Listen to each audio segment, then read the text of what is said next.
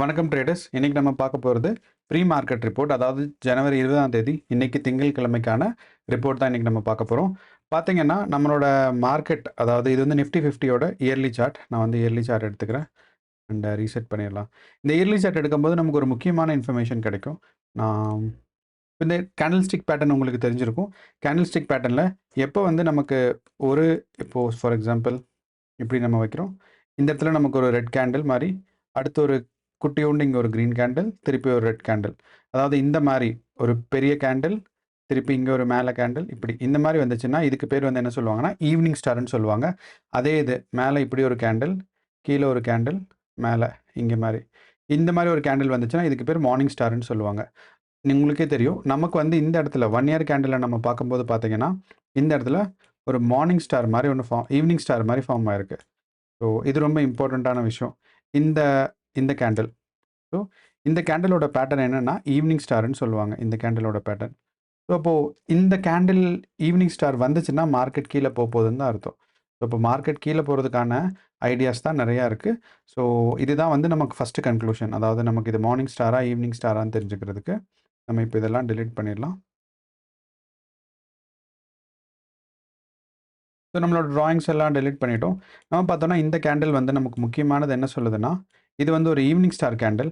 அப்படின்னா மார்க்கெட் வந்து பேரிஷா போகிறதுக்கு, அதாவது கீழே போகிறதுக்கான சான்சஸ் தான் அதிகமாக இருக்குன்னு சொல்லுது.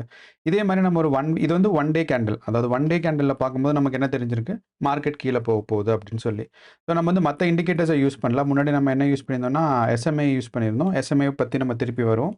எஸ்எம்ஏ பற்றியும் சப்போர்ட் அண்ட் ரெசிஸ்டன்ஸும் வருவோம். அதுக்கு முன்னாடி நான் என்ன நினச்சேன்னா இது ஒரு பியூட்டிஃபுல்லான கேண்டில் ஸ்டிக் பேட்டர்ன் வந்துருந்துச்சு.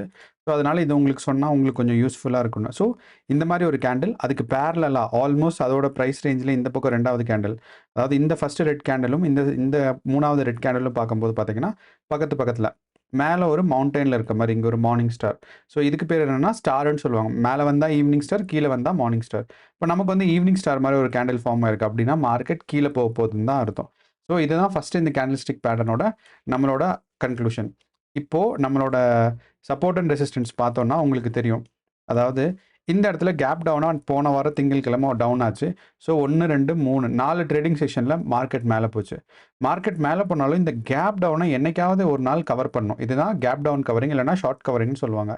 அப்போ இந்த ஷார்ட் கவரிங் நடக்குதா அப்படின்னு பார்த்தோம்னா இது வரைக்கும் நடக்கலை. ஷார்ட் கவரிங் நடந்திருக்கணும் அப்படின்னா கேண்டில் வந்து இதை தாண்டி இருக்கணும். இந்த பொசிஷனை தாண்டினா தான் ஷார்ட் கவரிங் நமக்கு நடக்கும். ஆனால் இந்த பொசிஷனை தாண்டல. ஸோ நம்ம வந்து இந்த பொசிஷன் தான் டார்கெட். எப்போ வந்து மார்க்கெட் இந்த பொசிஷன், அதாவது 23,400 தாண்டுதோ அப்போ மார்க்கெட் மேலே போகிறதுக்கான சான்சஸ் இருக்குது. அதே மாதிரி உங்களுக்கு சொல்லியிருக்கோம் நம்ம, எப்போ வந்து மார்க்கெட் 23,000க்கு கீழே வருதோ அப்போ மார்க்கெட் வந்து பேரிஷாக 100% போகிறதுக்கான சான்சஸ் இருக்குது. ஸோ இது வந்து 23,400ன்னு போட்டு வைக்கிறேன். ஆனால் மார்க்கெட் வந்து இதை தாண்டினாவே ஃபஸ்ட்டு சிக்னல் நமக்கு மார்க்கெட் மேலே போக போகுதுன்னு அர்த்தம். அதனால் இந்த ப்ரைஸ் ரேஞ்சை வந்து நல்லா ஞாபகம் வச்சுக்கோங்க. ஸோ இது வந்து நமக்கு இங்கே போயிட்டு இந்த ஷார்ட் கவரிங் பண்ணாதனால, ஸோ ஃபஸ்ட்டு நமக்கு வந்து இந்த ஈவினிங் ஸ்டார்ன்னு பார்த்தோம். செகண்ட் வந்து ஷார்ட் கவரிங் நடக்கலை. அதாவது கீழே இந்த வந்த ஒரு கேப் டவுன், இதுக்கு இந்த கேண்டலுக்கு இந்த கேண்டலுக்கு பாருங்கள் பெரிய கேப் இருக்குது. இந்த கேப் டவுனை கவர் பண்ணணும். ஸோ இந்த கவரிங் வந்து இந்த வாரம் நடக்கலை. அதனால மார்க்கெட் மறுபடியும் கீழே போகிறதுக்கான வாய்ப்பு தான் இருக்குது. ஸோ இது 2வது கன்க்ளூஷன். மார்க்கெட் கீழே போகுமா மேலே போகுமாங்கிறதுக்கான இது. 3வது, மார்க்கெட் வந்து இப்போ பார்த்தீங்கன்னா நான் உங்களுக்கு ஏற்கனவே சொன்னேன். இந்த 2,500ம் 2000 2000க்கு ஆக்சுவலாக என்னென்னா 23,500ம் 23,000ம் ஒரு ரேஞ்சு. இந்த ரேஞ்சுக்குள்ளே தான் மார்க்கெட் போன வாரம் ஃபுல்லாக இருக்குது. ஒரு வாரமாக இந்த ரேஞ்சில் இருக்கிறதுங்கிறது ஒரு அன்கம்ஃபர்டபுளான விஷயம். மார்க்கெட் கண்டிப்பாக மேலே தான் போகணும், இல்லைனா கீழே வரணும். ஆனால் 23க்குள்ளே இருக்கிறனால மார்க்கெட் இதே மாதிரி சைட்வேஸ் மூவ் ஆகுமா அப்படிங்கிற கேள்விக்கு என்னென்னா, மார்க்கெட் எப்போ 23,400 கிராஸ் பண்ணுதோ அப்படி இல்லைனா 23,000 இல்லைனா 22,600. ஸோ இந்த 2 ப்ரைஸ் ரேஞ்சும் நம்ம கொஞ்சம் ஞாபகம் வச்சுக்கணும். ஸோ இப்போ நான் மேலே 2 ப்ரைஸ் ரேஞ்ச் ஞாபகப்படுத்துகிறேன். ஒன்று வந்து 23,400, இன்னொன்று வந்து 23,500. எப்போ மார்க்கெட் 23,400 கிராஸ் பண்ணதோ அப்போ உங்களுக்கு ஃபஸ்ட்டு சிக்னல் 23,500 கிராஸ் பண்ணுச்சுன்னா மார்க்கெட் வந்து புல்லிஷாக போக போகுதுன்னு அர்த்தம். அதே மாதிரி நம்ம கீழே வரும்போது, அதாவது மார்க்கெட் வந்து பியரிஷாக போகும்னு நினச்சிங்கன்னா, மார்க்கெட்டோட இதில் இந்த இடத்துல 23,500 நமக்கு இருக்குது. சாரி 23,000. அதே மாதிரி இது 23,000லேருந்து மார்க்கெட் கீழே வந்தால் ஃபஸ்ட்டு, அதுக்கப்புறம் 22,600 இந்த ஒரு பாயிண்ட் இருக்குது. இந்த ஒரு பாயிண்ட் தான் ரொம்ப முக்கியமான பாயிண்ட். அது ஏன் அது முக்கியமான பாயிண்ட்டுன்னு உங்களுக்கு நான் சொல்கிறேங்கிறத நான் வந்து எக்ஸ்பிளைன் பண்ணுறேன். ஸோ 22,600 அடுத்து இந்த பாயிண்ட் வந்து 22,000. சார் இது 23,000 தான். ஸோ 23,000. ஸோ மார்க்கெட் மேலே போகணுன்னா 23,400 தாண்டி மேலே போகணும். கன்ஃபார்மாக மேலே போகும்னா 23,500 போகும். மார்க்கெட் கீழே வருதுன்னா 23,000. அதை தாண்டினா செகண்ட் ஸ்டேஜ் வந்து 22,600. இது ரெண்டையும் கிராஸ் பண்ணிச்சுன்னா மார்க்கெட் நல்லா கீழே போகணும். ஆனால் அதுக்கான போகிறதுக்கு சான்சஸ் ரொம்ப கம்மி. ஏன்னா அப்படி போச்சுன்னா மார்க்கெட் எங்கே போகணும்னா 21,000க்கு போயிடும். பயங்கர டவுன்ஃபால் இருக்கும். ஸோ இந்த ப்ரைஸ் ரேஞ்ச் ஏன் மார்க்கெட் மேலே போகிறதுக்கான எக்ஸ்ப்ளனேஷன் என்னென்னா, ஜனவரி மாதம் உங்களுக்கே தெரியும் நம்மளோட இது வரப்போகுது. உங்களுக்கு நான் சொல்லியிருக்கேன், நிறையா கம்பெனிஸோட ஸ்டாக் ரிசல்ட்ஸ் வந்துச்சு. அவங்க கம்பெனி எப்படி பெர்ஃபார்ம் பண்ணியிருக்காங்கன்னு சொல்லிச்சு. ஸோ அதனால மார்க்கெட் இவ்வளோ சைட்வேஸ் தான் மூவ் ஆகும். அண்ட் February 1 நம்மளோட யூனியன் பட்ஜெட் வந்து அனௌன்ஸ் பண்ண போகிறாங்க. அது வரைக்கும் மார்க்கெட் மேலேயோ கீழேயோ பெருசாக மூவ் ஆகாது. ஸோ இருந்தாலும் இந்த ப்ரைஸ் ரேஞ்ச் நம்ம ஞாபகம் வச்சுக்கிறது ரொம்ப முக்கியமான விஷயம். ஸோ இந்த ப்ரைஸ் ரேஞ்ச் தான். ஸோ அப்போது நமக்கு வந்து கேண்டில் ஸ்டிக் பேட்டர்ன் பார்க்கும்போது மார்க்கெட் கீழே தான் வருது. நம்மளோட ஷார்ட் கவரிங் நடக்கலை. நான் இந்த ஷார்ட் கவரிங் பற்றி உங்களுக்கு இன்னொரு எக்ஸ்ப்ளனேஷன் சொல்கிறேன் பாருங்களேன். இந்த நம்மளோட நவம்பர் மாதம் நமக்கு இந்த கேண்டில் ஸ்டிக் பேட்டர்ன் பார்க்கும்போது நவம்பர் மாதம் இதே மாதிரி ஒரு பெரிய கேப் அப்பில் ஓப்பன் ஆயிருக்கு. ஆனால் யோசிச்சு பாருங்கள், 22 அப்புறம் 25 கேப் அப்பாக ஓப்பன் ஆயிருக்கு. ஸோ இந்த கேப் அப்க்கு அப்புறம் 1, 2, 3 நாள் கழிச்சு 4வது நாளும் 5ஆவது நாளும் பார்த்தீங்கன்னா இந்த ப்ரைஸ் ரேஞ்சுக்கு வந்துருச்சு. ஸோ இதுதான் இந்த க்ரீன் கேண்டிலோட டாப் ப்ரைஸ் ரேஞ்ச். அதுக்கப்புறம் இங்கே. ஸோ அதை வந்து இந்த 2 கேண்டில் கவர் பண்ணியிருக்கு. ஸோ இது ரொம்ப முக்கியம். இந்த கேப் அப்போ இது வந்து கவரிங் பண்ணிருச்சு. ஓகே, இதே மாதிரி மார்க்கெட் மேலே போயிட்டே இருக்குது. திருப்பி கீழே வரும்போது பார்த்தீங்கன்னா ஒரு ஷார்ட் கவரிங் வந்திருக்கு. ஓகே, அப்போது இந்த ஷார்ட் கவரிங்கில் இந்த கேப் டவுன் இருக்குது. இப்போ இந்த கேப் டவுனை நம்மளோட ஜனவரி 3 ஜனவரி 2 பார்த்தீங்கன்னா உங்களுக்கு தெரியும் இந்த ப்ரைஸ் ரேஞ்சுக்கு வந்துருச்சு. ஸோ இந்த கேப்பை வந்து இந்த 2 கேண்டில்ஸ் வந்து கவர் பண்ணியிருந்திருக்கு. ஸோ இதுதான் ரொம்ப முக்கியம். ஸோ இந்த கேப்பை வந்து கவர் பண்ணுதான். ஸோ இங்கே இருக்க கேப்பை இது கவர் பண்ணுதாங்கிறது தான் நமக்கு முக்கியம். ஆனால் நமக்கு அதே மாதிரி இப்போ ஜனவரி 13 இந்த கேப் டவுன் ஓப்பன் ஆனதை இது வரைக்கும் அந்த கவரிங் நடக்கலை. ஸோ அந்த கவரிங் நடக்கிற வரைக்கும் மார்க்கெட் மேலே போகாது, தொடர்ந்து கீழே போகும், இல்லைன்னா சைட்வேஸ் தான் மூவ் ஆகும். ஸோ அதை நீங்கள் ஞாபகம் வச்சுக்கோங்க. ஸோ நமக்கு அப்படி நடக்கும் போதுமே இப்போ நமக்கு 3 விஷயம் சொல்லியிருக்கோம். ஒன்று சப்போர்ட் அண்ட் ரெசிஸ்டன்ஸில் 23,400க்கு கீழே இருக்குது, அதனால் மார்க்கெட் கீழே தான் போகும். அதே மாதிரி நம்மளோட கேண்டில் ஸ்டிக் பேட்டர்ன் பார்த்தீங்கன்னா இங்கே உங்களுக்கு ஒரு ஈவினிங் ஸ்டார் ஃபார்ம் ஆயிருந்திருக்கு, அதனால் மார்க்கெட் கீழே தான் போகும். அடுத்து வந்து நம்மளோட ஷார்ட் கவரிங் நடக்கலை. 3 கண்டிஷன்னால மார்க்கெட் வந்து கண்டிப்பாக புல்லிஷாக போகாதுங்கிறதுக்கு இது இருக்குது. இப்போ நம்ம டெய்லி கேண்டிலை விட்டுட்டு வீக்லி கேண்டில் எடுக்கிறோம். போன வாரம் என்ன நடந்துச்சு, இந்த வாரம் என்ன நடந்துச்சுங்கிறத நமக்கு இந்த வீக்லி கேண்டிலில் தெரிய வரும். நான் இப்போ இந்த மாதிரி, அதாவது இங்கே ஒரு க்ரீன் கேண்டில் இருக்குது. இந்த க்ரீன் கேண்டில் தாண்டி ஒரு ரெட் கேண்டில் வந்திருக்கு. இந்த ரெட் கேண்டிலுக்கு அப்புறம் ஒரு டாஜி கேண்டில், அதாவது இந்த கேண்டிலோட பாடி இருக்கானே தெரியல, வெறும் ஒரு குச்சி மட்டும் தான் உங்களுக்கு தெரியுது. இதனால நீங்கள் பார்த்தீங்கன்னா தெரியும் இதோட கேண்டில் வீக்கு. அப்போது ஜனவரி 2 மொதல் வாரம், அதாவது டிசம்பர் 30 கடைசி, ஜனவரி மொதல் வாரம் என்ன நடந்திருக்கு, அதோட எண்டில் என்ன நடந்திருக்கு அப்படின்னா பியரிஷ் என்கல்ஃபிங்னு சொல்லுவாங்க. எப்போ ஒரு க்ரீன் கேண்டில் முழுசாக இது அப்படியே சாப்பிட்டுருச்சோ, பக்கத்தில் இருக்க கேண்டில் முழுசாக சாப்பிட்டுருச்சோ, அதுக்கு பேர் பியரிஷ் என்கல்ஃபிங். இது எங்கே நடந்திருக்கு பாருங்கள், இங்கே நடந்திருக்கு. அதாவது இந்த கேண்டிலுக்கு அப்புறம் இருக்க கேண்டில் இங்கே பியரிஷ் என்கல்ஃபிங் நடந்திருக்கு. ஒரு புல் பேக், அதுக்கப்புறம் மார்க்கெட் கீழே. அதாவது இந்த இடத்துல பியரிஷ் என்கல்ஃபிங், அதுக்கப்புறம் மார்க்கெட் கீழே வந்துட்டு ஒரு புல் பேக், திருப்பி மார்க்கெட் கீழே தான் வருது. ஸோ அதனால் இந்த இதை வந்து பியரிஷ் என்கல்ஃபிங் சொல்லுவாங்க. அப்போ இந்த பியரிஷ் என்கல்ஃபிங்குமே ஒரு இண்டிகேட்டர் தான், என்னென்னா மார்க்கெட் கீழே போகும்னு சொல்லி. ஸோ நாளைக்கு இந்த இடத்துல ஒரு நெக்ஸ்ட் வீக் இந்த இடத்துல ஒரு ரெட் கேண்டில் வந்திருக்கு இந்த தாண்டி கீழே அப்படின்னா மார்க்கெட் கண்டிப்பாக கீழே போகுதுன்னு தான் அர்த்தம். ஸோ ஆனால் இது வந்து பெர்மனன்ட் கிடையாது, மார்க்கெட் கீழேயே போயிட்டு இருக்குமான்னா கிடையாது. எனக்கு தெரிஞ்சு இந்த வாரம் வந்து ஹிந்துஸ்தான் யூனிலிவரோட ஸ்டாக்ஸ் ரிசல்ட்ஸ் வருது. அது வந்ததுக்கப்புறம் மார்க்கெட் ஸ்டேபிள் ஆயிரும். அதிகபட்சம் போனால் நம்மளோட யூனியன் பட்ஜெட் வர வரைக்கும் இருக்கும், அதாவது February 1 வரைக்கும் இருக்கும். ஸோ அதுக்கப்புறம் சரியாயிரும். இதே தான் நமக்கு பேங்க் நிஃப்டிலேயே நடந்திருக்கு. இப்போ பேங்க் நிஃப்டி பார்த்தீங்கன்னா மோஸ்ட்டாக எல்லாத்தோட ரிசல்ட்ஸும் வந்துருச்சு. நம்மளோட HDFC ரிசல்ட்ஸ் இந்த புதன்கிழமை வரப்போகுது. அப்போது மோஸ்ட்டாக HDFC ரிசல்ட்ஸ் பாசிட்டிவாக தான் இருக்கும்.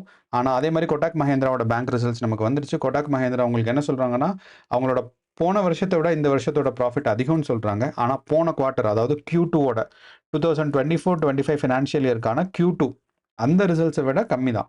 ஸோ கொட்டாக் மஹேந்திராவுக்கு ஓவராலாக ப்ராஃபிட் கிடச்சிருக்கு. ஆனால் இதுக்கு முன்னாடி குவார்ட்டரில் நடந்த ரிப்போர்ட்டுக்கு கம்பேர் பண்ணும்போது அவங்க கொஞ்சம் கீழே இருக்காங்க. ஸோ என்னதான் இருந்தாலும் அவங்களோட ப்ராஃபிட்டில் தான் இருக்காங்க.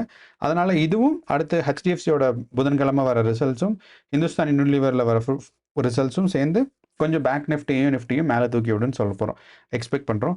ஸோ நிஃப்டியில் பார்த்தீங்கன்னா பேங்க் நிஃப்டி அளவு மோசம் இல்லை, கொஞ்சம் பரவாயில்லாமல் தான் இருக்குது. ஏன்னா மோசம் இல்லைன்னு சொல்கிறேன்னா, நிஃப்டி பார்த்தீங்கன்னா ஆல் டைம் ஹைலேருந்து நமக்கு இங்கே பர்சன்டேஜ் பார்க்கலாம், ஆல் டைம் ஹைலேருந்து ஆல்மோஸ்ட் ஒரு 10% டவுனாக இருக்குது.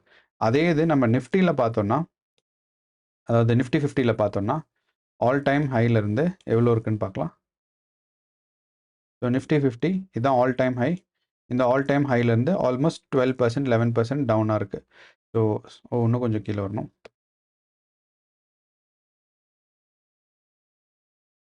ஸோ பார்த்தீங்கன்னா 12% கம்மியாக இருக்குது. ஸோ இந்தியன் மார்க்கெட்ஸ் வந்து கொஞ்சம் பேடாக தான் பிஹேவ் ஆயிருக்கு கண்டிப்பாக இந்த ஜனவரி மாதம் ஸ்டார்டிங்கில் இருந்து. ஜனவரி முதல் 3 நாள் ஆஃப் ட்ரேடிங் மட்டும் நல்லா போச்சு. அதுக்கப்புறம் மார்க்கெட் தொடர்ந்து கீழே வந்துட்டே தான் இருக்குது. எனக்கு தெரிஞ்சு இந்த மாதம் ஃபுல்லாக கீழே தான் வரும், இல்லைனா கொஞ்சம் சைட்வேஸ் மூவ் ஆகும். ஆனால் மார்க்கெட் மேலே போகிறதுக்கான சான்ஸ் கம்மி. அதே இது நீங்கள் வந்து யூஎஸ் மார்க்கெட் பார்த்தீங்கன்னா, இது யூஎஸ் மார்க்கெட்டோட Nasdaq 100 index. So almost all time ஹையோட ஒரு 2% தான் கம்மியாக இருக்குது, 5% கம்மியாக இருக்குது. வேறு S&P 500 இதுதான் ஆல் டைம் ஹை. நமக்கு வந்து இந்த சார்ட்டை நீங்கள் ரீசெட் பண்ணாலும் தெரியும். ஸோ ஆல் டைம் ஹைலேருந்து இது ஒரு 4% டவுனாக இருக்குது. அதே டவ் ஜான்ஸோட இண்டெக்ஸு, இண்டஸ்ட்ரியல் இண்டெக்ஸு, ஸோ இதுவும் பார்த்தீங்கன்னா 5%. ஸோ இந்த 5%லாம் ஒரு கவரபிள் லோ தான். ஒரு மார்க்கெட் வந்து எப்போது சீக்கிரம் கீழே போகும் மேலே போகும்னு சொல்கிறதுக்கு 5% வந்து ஈஸியாக ஒரு 1 வீக் 2 வீக்ஸில் கவர் ஆயிரும். ஆனால் வேறு ஒரு 10% 15%லாம் கவர் ஆகிறதுக்கு ஒரு மாதம் 2 மாதம் எடுக்கும். So over the long time பார்க்கும்போது இது வந்து ஒரு பேசிக் ரேஞ்ச். நிஃப்டிலேயோ நீங்கள் வந்து பேங்க் நிஃப்டிலேயோ இது இன்வெஸ்ட் பண்ணணும்னு நினச்சிங்கன்னா, நீங்கள் ஒரு 5% 10% ஆஃப் உங்களோட சேவிங்ஸ் இல்லைனா உங்களோட இன்வெஸ்டிங் மணியை நீங்கள் வந்து நிஃப்டி 50யில் போடலாம், இல்லைனா பேங்க் நிஃப்டியில் போடலாம். ஏன்னா இது வந்து ஆல்மோஸ்ட் ஒரு லோவஸ்ட் பாயிண்டில் இருக்குது. பிப்ரவரி மாதத்துக்கு அப்புறம் கண்டிப்பாக மேலே போகும். இல்லைனா நீங்கள் இந்த மாதம் முடிகிற வரைக்கும் வெயிட் பண்ணி அதுக்கப்புறம் கூட போடலாம். பிப்ரவரி 1ஆம் தேதிக்கு மேலே போட்டிங்கன்னா உங்களுக்கு மார்க்கெட் எப்படி போகுதுங்கிற ஒரு ரேஞ்ச் தெரியும். ஸோ அதனால் இது ஒரு அட்வைஸ் தான், இது என்னோட ஆப்ஷன். அதாவது நிஃப்டியும் பேங்க் நிஃப்டியும் எப்படி பெர்ஃபார்ம் பண்ணுதுங்கிறத பார்த்துருக்கானா இது. அப்புறம் நம்மளோட ஃபாலோவர் ஒருத்தவர், அவர் வந்து மெட்டல்ஸ் பற்றி கேட்டிருந்தார், மெட்டல்ஸோட ஸ்டாக் எப்படி போகும்னு சொல்லி. எனக்கு நவீன் லாரன்ஸ்ன்னு நினைக்கிறேன் அவர் பேர். ஸோ அவர் என்ன சொல்லியிருந்தாருன்னா, மெட்டல்ஸ் எப்படி போகுது கொஞ்சம் அனாலிசிஸ் சொல்லுங்கன்னு. ஸோ நான் வந்து ஃபியூச்சர்ஸும், அதாவது நான் மெட்டல்ஸ் வாங்குறதுக்கு இந்தியாவில் நிறைய ஆப்ஷன்ஸ் இருக்குது. ஃபார் எக்ஸாம்பிள் பார்த்தீங்கன்னா, நீங்கள் கல்யாண் ஜுவல்லர்ஸ் இருக்குது, கல்யாண் ஜுவல்லர்ஸ்லேயே கோல்டு விற்கிறாங்க, சில்வர்ஸ் விற்கிறாங்க. அதே மாதிரி நிறைய கம்பெனிஸ் டிஃப்ரெண்ட்டாக இருக்காங்க. வேதாந்தா கோல்டு இருக்குது, ஜிங்க் இருக்குது, இதெல்லாம் விற்கிறாங்க. ஸோ நம்ம ஃபியூச்சர்ஸ் பார்த்தோம்னாவே நம்மளோட ஒரு இது தெரிஞ்சிடும். இப்போ மெட்டல்ஸ் பார்க்கும்போது 5 இயர்ஸ், அதே மாதிரி 1 இயர். ஸோ நமக்கு வந்து இந்த 1 இயரோட இதில் பார்த்தா ரொம்ப பெரிய லோவில் இல்லை. ஸோ மெட்டல்ஸ் வந்து ஆல்மோஸ்ட் ரெக்கவரி ஆகிற பொசிஷனில் தான் நமக்கு இப்போ இருக்குது. அதாவது 8%ல் தான் டவுன் இருக்குது. It can be all time ஹையோட, அதாவது இந்த வருஷத்தோட ஆல் டைம் ஹையை விட நமக்கு ஒரு 8% டவுனில் தான் இருக்குது. அண்ட் இந்த கேண்டில் ஸ்டிக்ஸோட பேட்டர்ன்ஸ் பார்த்தோன்னா, நமக்கு பார்த்தோன்னா நான் சொன்னேன் நம்மளோட ஈவினிங் ஸ்டார் ஃபார்ம் ஆயிருக்கு. ஆனால் இது வந்து ஒரு புல் பேக்காக தான் நம்ம எக்ஸ்பெக்ட் பண்ணலாம். என்னென்னா மார்க்கெட் வந்து இப்படி மேலே போயிட்டு இங்கே டவுன் வந்து இங்கே ஒரு மேலே போய் திருப்பி வருது. அப்போ மேலே போகிறதுக்கான சான்சஸ் தான் அதிகம். ஏன்னா இந்த மேலே போகிறது எப்போது இந்த பாயிண்ட்டை க்ராஸ் ஆகுதோ, அதாவது 90,000 க்ராஸ் ஆகுதோ, இது வந்து கிலோவில் இருக்குது. அதாவது நான் இப்போ வந்து சில்வர் ஸ்டாக் அனலைஸ் பண்ணிருக்கேன். ஒரு கிலோ சில்வர் வந்து இப்போ இருக்க ப்ரைஸ் ரேஞ்ச் வந்து ஆக்சுவலி என்னென்னா நமக்கு 91,000 இருக்குது. ஸோ 91,600 இருக்குது. எப்போ வந்து ஆனால் இது வந்து புல்லிஷ் மார்க்கெட்டாக தான் இருக்குது. மார்க்கெட் மறுபடியும் மேலே போகும். மார்க்கெட் எவ்வளோ வரைக்கும் மேலே போகலான்னா 96,170 வரைக்கும் மேலே போகலாம். ஸோ இந்த ப்ரைஸ் ரேஞ்ச் வச்சுக்கோங்க. ஸோ மார்க்கெட் இந்த ப்ரைஸ் ரேஞ்ச் வரைக்கும் மேலே போகலாம். 95,900. ஸோ மார்க்கெட் இந்த வரைக்கும் போகிறதுக்கான சான்சஸ் இருக்குது. அதுக்கப்புறம் தான் மார்க்கெட் வந்து ட்ரெண்ட் ரிவர்ஸ் ஆகும். ஸோ அதை வந்து நான் வச்சுக்கலாம். ஸோ சில்வர் பார்த்தீங்கன்னா மார்க்கெட் மேலே போகிறதுக்கான சான்சஸ் தான் இருக்குது. ஏன் மேலே போகிறதுக்கான சான்சஸ் இருக்குங்கிறத நான் இன்னும் கொஞ்சம் கிளியராக சொல்கிறேன். எப்போயுமே மார்க்கெட் நான் சொன்னேன் இப்படி டைரெக்டாக மேலே போகாது. இப்படி மேலே போகும், கொஞ்சம் கீழே வரும், மேலே போகும், கீழே வரும், கொஞ்சம் கீழே வரும். எப்போ வந்து இந்த மாதிரி வந்துருச்சோ பார்த்தீங்கன்னா, இப்போ நான் மேலே போகும்போது ஒரு புல் பேக் இருக்குது. இந்த புல் பேக் இந்த பாயிண்ட்டை விட கம்மி தான். எப்போ வந்து இந்த பாயிண்ட் வந்து இந்த மாதிரி கீழே இதை கிராஸ் ஆகுதோ அப்போ தான் மார்க்கெட் ரிவர்ஸ் ஆகிறதுக்கான சான்சஸ் இருக்குது. ஸோ அதனால் இப்போ நமக்கு பார்த்தோம்னா மேலே போயிருக்கு ஒரு புல் பேக். அடுத்த புல் பேக் பார்த்தீங்கன்னா இங்கே தான் இருக்குது. ஸோ அப்படின்னா மார்க்கெட் வந்து ஸ்டில் மேலே போயிட்டு இருக்கிறதுக்கான சான்சஸ் தான் இருக்குது. அண்ட் நீங்கள் அதே மாதிரி பாருங்கள், இந்த கேப் டவுன் இருக்குது. இந்த கேப் டவுனை இங்கே கவர் பண்ணிடுச்சு, ஷார்ட் கவரிங் ஆயிடுச்சு. அதே மாதிரி இங்கே இருக்க கேப் அப் இருக்குது. இந்த கேப் அப் வந்து இந்த இடத்துல கவரிங் ஆயிடுச்சு. ஸோ அதனால் இது வந்து ஆல்மோஸ்ட் ஒரு புல்லிஷ் மார்க்கெட் தான். ஸோ மார்க்கெட் மேலே போகிறதுக்கான வாய்ப்பு தான் நமக்கு நிறையா இருக்குது. ஸோ எந்த ப்ரைஸ் ரேஞ்ச் வரைக்கும் போகலாம் அப்படின்னு கேட்டிங்கன்னா 95,900. ஸோ நீங்கள் வந்து டெய்லியும் எடுக்கலாம், அதே மாதிரி லாங் டேர்மும் எடுக்கலாம். ஆல் டைம் ஹைக்கான பக்கத்தில் தான் இருக்குது. அதனால தான் கொஞ்சம் டவுன் வந்துட்டு மேலே போகுது. ஸோ நீங்கள் இப்போ இன்வெஸ்ட் பண்ணுறது ஒரு நல்ல சாய்ஸ் தான். ஸோ அதே மாதிரி இப்போ நான் கோல்டு பார்த்தோன்னா, கோல்டும் வந்து பேரிஷாக தான் போயிருக்கு. ஆல்மோஸ்ட் ஆல் டைம் ஹைக்கு பக்கத்தில் தான் இருக்குது. நீங்கள் பாருங்கள், ஆல் டைம் ஹை. ஸோ இந்த பேரிஷில் தான் இருக்குது. மேபி நீங்கள் வந்து இந்த பேரிஷ்க்கு அப்புறம் ஒரு புல் பேக் எக்ஸ்பெக்ட் பண்ணி நீங்கள் இன்வெஸ்ட் பண்ணிங்கனாலும் கொஞ்சம் பெட்டராக தான் இருக்கும். ஸோ கோல்டில் வந்து கொஞ்சம் வால்யூம் கம்மியாக தான் இருக்காங்க, கோல்டோட ஃபியூச்சர்ஸோட வால்யூம். ஸோ பார்த்தீங்கன்னா ஆல் டைம் ஹை இங்கே இருக்குது. இங்கேருந்து நம்ம மார்க்கெட் எவ்வளோ டிஃப்ரென்ஸில் இருக்குன்னா, ஆல்மோஸ்ட் ஒரு நமக்கு ஒரு 1% கம்மியாக தான் டிஃப்ரென்ஸில் இருக்குது. நீங்களே பார்த்தீங்கன்னா உங்களுக்கே தெரியும். நம்ம இப்போ ஒரு 1 இயர் கேலண்டர் எடுத்து வச்சு பார்ப்போம்.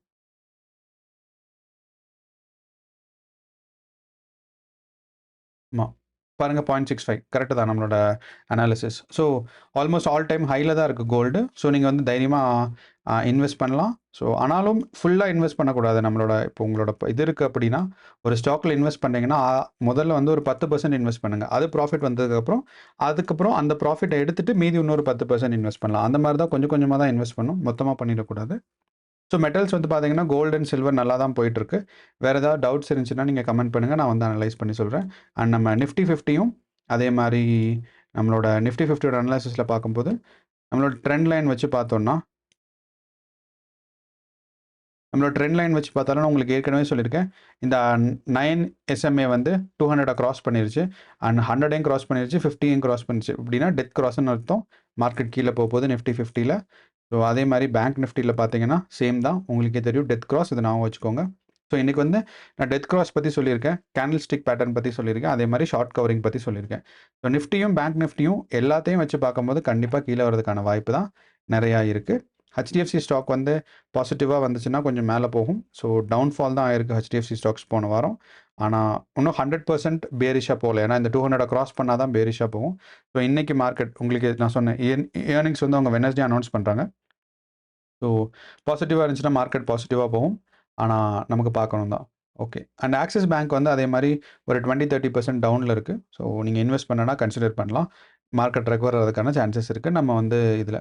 ஸோ டெக்னிக்கலாக பார்த்தோன்னா பேங்க் நிஃப்டியும் அதே மாதிரி எல்லா பேங்க்குமே வந்து கொஞ்சம் பேடாக தான் பெர்ஃபார்ம் பண்ணிருக்காங்க. நிஃப்டி 50 பேடாக பெர்ஃபார்ம் பண்ணிட்டு இருந்தாலும் மார்க்கெட் மேலே போகிறதுக்கான வாய்ப்புகள் தெரியுது. ஏன்னா அந்த ஒரு ப்ரைஸ் ரேஞ்சுக்குள்ளே மேலே கீழே போயிட்டுருக்கு. ஆனால் பேங்க் நிஃப்டியும் எல்லா பேங்க்ஸுமே ஆல்மோஸ்ட் நேராக கீழே தான் வருது. நான் ஆக்சிஸ் பேங்க் பற்றி போன வாரம் போட்டிருந்தேன். அதே மாதிரி SBI பற்றியும் போட்டிருந்தேன். SBI தான் போன வாரம் கொஞ்சம் பேங்க் நிஃப்டியை காப்பாற்றுச்சுன்னு போட்டிருந்தேன். ஆனாலுமே ஓவராலாக பார்த்தா SBIயும் டவுன்ஃபாலில் தான் இருக்குது. எனக்கு தெரிஞ்சு இந்த வாரம் முடிஞ்சால் தான் நமக்கு வந்து எல்லா ஸ்டாக்ஸும் ஸ்டேபிள் ஆகும்னு நினைக்கிறேன். ஐ மீன் நிஃப்டியும் பேங்க் நிஃப்டியும். வேறு டவுட் இருந்தால் கமெண்ட்டில் போடுங்க, நான் வந்து உங்களுக்கு ஆன்சர் பண்ணுறேன். அதே மாதிரி உங்கள் ஃப்ரெண்ட்ஸ் அண்ட் ஃபேமிலி யாராவது இருந்தாங்கன்னா அவங்களுக்கு இந்த வீடியோ ஷேர் பண்ணுங்கள். எல்லோரும் சேஃபாக பார்த்து ட்ரேட் பண்ணுங்கள். இது வந்து ட்ரேடிங் அட்வைஸ் கிடையாது. இது வந்து என்னோட அதாவது இது எப்படி இந்த சார்ட் அனாலிசிஸ் பண்ணி என்னோட ஒப்பீனியன் தான் இது. ஸோ அதனால் நீங்கள் இன்வெஸ்ட் பண்ணும்போது கொஞ்சம் கேர்ஃபுல்லாக இன்வெஸ்ட் பண்ணுங்கள். அதே மாதிரி இந்த மாதிரி வீடியோஸும் டெய்லி நிஃப்டி அண்ட் பேங்க் நிஃப்டியை பற்றி தெரிஞ்சுக்கிறதுக்கு சேனலை சப்ஸ்கிரைப் பண்ணுங்கள். நன்றி, வணக்கம்.